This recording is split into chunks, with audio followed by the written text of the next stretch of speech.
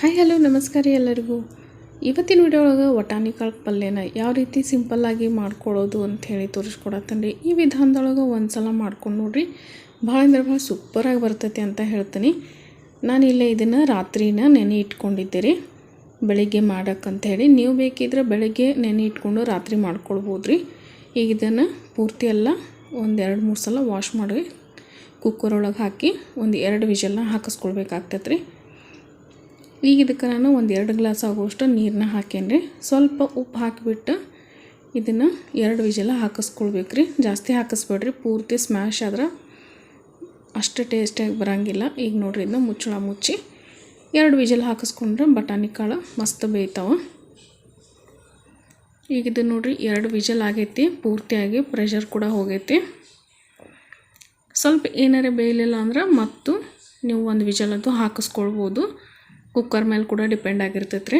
ಈಗ ನೋಡಿರಿ, ಈ ರೀತಿಯಾಗಿ ಬೇಯಬೇಕು. ಪೂರ್ತಿ ಸ್ಮ್ಯಾಶ್ ಆದ್ರೆ ಅಷ್ಟು ಟೇಸ್ಟಿ ಅನ್ಸಂಗಿಲ್ಲ ರೀ. ಈ ರೀತಿ ಸ್ವಲ್ಪ ಕಾಳೆಲ್ಲ ಸಾಫ್ಟ್ ಆಗಿರ್ಬೇಕು ಅಷ್ಟೆ. ಈಗ ಇದು ರೆಡಿ ಆಗೈತೆ ರೀ.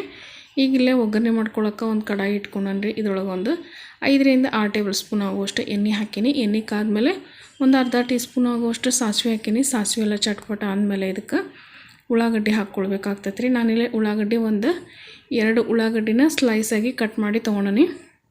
ನೀವು ಎಷ್ಟು ಕ್ವಾಂಟಿಟಿ ಮಾಡ್ತೀರ ಅನ್ನೋದ್ರ ಮೇಲೆ ಉಳ್ಳಾಗಡ್ಡಿ ಅದು ಕಟ್ ಮಾಡಿ ಹಾಕ್ಕೊಳ್ರಿ.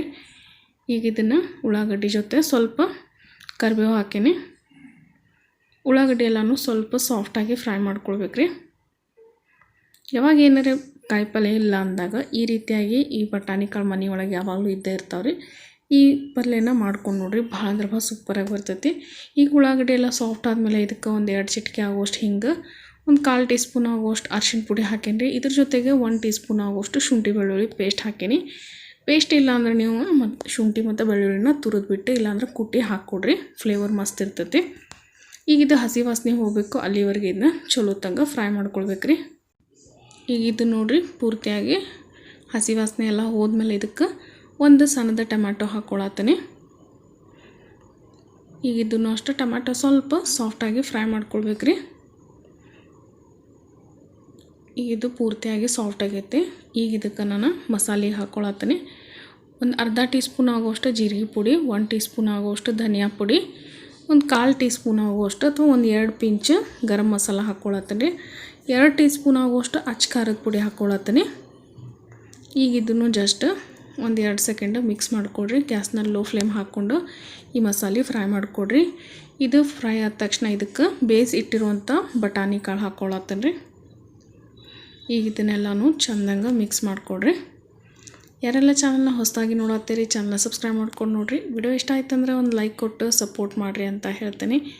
ಇದ್ರ ಜೊತೆಗೆ ನಿಮ್ಮ ಫ್ಯಾಮಿಲಿ ಫ್ರೆಂಡ್ಸ್ ಜೊತೆ ಈ ವಿಡಿಯೋವನ್ನು ಶೇರ್ ಮಾಡಿಕೊಡ್ರಿ. ಇನ್ನೂ ಈ ಮುಖಾಂತರ ಸಪೋರ್ಟ್ ಮಾಡಿರಿ ಹೆಚ್ಚಿಗೆ ಅಂತ ಕೇಳ್ತೀನಿ.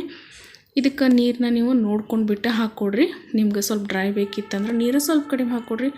ಸ್ವಲ್ಪ ಏನ್ರಿ ಗ್ರೇವಿ ಜಾಸ್ತಿ ಬೇಕಂದ್ರೆ ಇನ್ನೊಂದು ಸ್ವಲ್ಪ ನೀರನ್ನ ಹಾಕ್ಕೊಡ್ರಿ. ನಾನು ಇಲ್ಲೇ ಒಂದು 1/4 ಕಪ್ ಆಗುವಷ್ಟು ಮತ್ತು ನೀರನ್ನ ಸೇರಿಸೀನಿ. ಸ್ವಲ್ಪ ಉಪ್ಪು ಕಡಿಮೆ ಅನಿಸಿತ್ತು, ಉಪ್ಪನ್ನ ಹಾಕ್ಕೊಂಡನಿ. ಉಪ್ಪನ್ನ ನಾನು ಆಲ್ರೆಡಿ ಬೇಯಬೇಕಾದ್ರೂ ಹಾಕ್ಕೊಂಡಿದ್ದೀರಿ. ಈಗ ಇನ್ನೊಂದು ಸ್ವಲ್ಪ ಕಡಿಮೆ ಅನಿಸಿತ್ತು, ಹಾಕಿದೆ. ಈಗ ಇದು ಪೂರ್ತಿಯಾಗಿ ಕುದಿ ಬಂದೈತಿ. ಇದನ್ನು ಮುಚ್ಚಳ ಮುಚ್ಚಿಬಿಟ್ಟು ಒಂದು 10 ನಿಮಿಷ ಬೇಯಿಸ್ಕೊಳ್ಬೇಕಾಗ್ತೈತೆ ರೀ. ಈಗ ನೋಡಿರಿ, ಇದು ಒಂದು 10 ನಿಮಿಷ ಮುಚ್ಚಿ ಇಟ್ಟಿದ್ದೆ. ಈಗ ಇದನ್ನು ಓಪನ್ ಮಾಡಿಬಿಟ್ಟು ಇದಕ್ಕೆ ಸ್ವಲ್ಪ ಕೊತ್ತಂಬರಿ ಸೊಪ್ಪನ್ನ ಸೇರಿಸಿದ್ರೆ ಟೇಸ್ಟಿಯಾಗಿರುವಂಥ ಸಿಂಪಲ್ಲಾಗಿ ಮಾಡ್ಕೊಳ್ಳೋವಂಥ ಬಟಾಣಿ ಕಾಳು ಪಲ್ಯ ರೆಡಿ ಆಗ್ತೈತೆ ರೀ. ಈಗ ಇದನ್ನು ಮಿಕ್ಸ್ ಮಾಡಿ ಗ್ಯಾಸ್ ಫ್ಲೇಮ್ನ ಆಫ್ ಮಾಡತ್ತೀನಿ ರೀ. ಇದು ಬಿಸಿ ರೊಟ್ಟಿಗೆ, ಚಪಾತಿಗೆ, ರಾಗಿ ರೊಟ್ಟಿಗೆ, ದೋಸೆಗೆ, ಪೂರಿಗೆ ಹಂಗೆ ನೀವು ಇದನ್ನು ಅನ್ನಕ್ಕೂ ಹಾಕ್ಕೊಂಡು ತಿನ್ಬೋದು ರೀ. ಭಾಳ ಅಂದ್ರೆ ಭಾಳ ರುಚಿ ಆಗ್ತೈತಿ. ಒಂದು ಸಲ ಮಾಡ್ಕೊಂಡು ನೋಡಿರಿ, ಎಲ್ಲರೂ ಇಷ್ಟಪಟ್ಟು ತಿಂತೀರಿ. ಈ ವಿಡಿಯೋ ಇಷ್ಟ ಆಗೈತೆ ಅಂತ ತಿಳ್ಕೊತೀನಿ ರೀ. ವಿಡಿಯೋ ಇಷ್ಟ ಆಗೈತೆ ಅಂದ್ರೆ ಒಂದು ಲೈಕ್ ಕೊಟ್ಟು ಸಪೋರ್ಟ್ ಮಾಡಿರಿ. ಹಂಗೆ ನಮ್ಮ ಚಾನಲ್ನ ಯಾರೆಲ್ಲ ಹೊಸದಾಗಿ ನೋಡತ್ತೀರಿ ಅವರು ಒಂದು ಸಲ ನಮ್ಮ ಚಾನಲ್ನ ವಿಸಿಟ್ ಮಾಡಿರಿ ಅಂತ ಹೇಳ್ತೀನಿ. ಅಲ್ಲಿ ಭಾಳ ಅಂದ್ರೆ ಭಾಳ ಟೇಸ್ಟಿಯಾಗಿ ಸಿಂಪಲ್ಲಾಗಿ ಮಾಡೋವಂಥ ಅಡುಗೆಗಳದಾವ ರೀ. ನೀವು ಒಂದು ಸಲ ನೋಡಿಬಿಟ್ಟು ಟ್ರೈ ಮಾಡಿರಿ ಅಂತ ಹೇಳ್ತೀನಿ. ಮತ್ತು ಸಿಗ್ತೀನಿ ಅಂತ ನೆಕ್ಸ್ಟ್ ವಿಡಿಯೋ ಒಳಗೆ. ಅಲ್ಲಿವರೆಗೆ ಎಲ್ಲರಿಗೂ thank you so much for watching.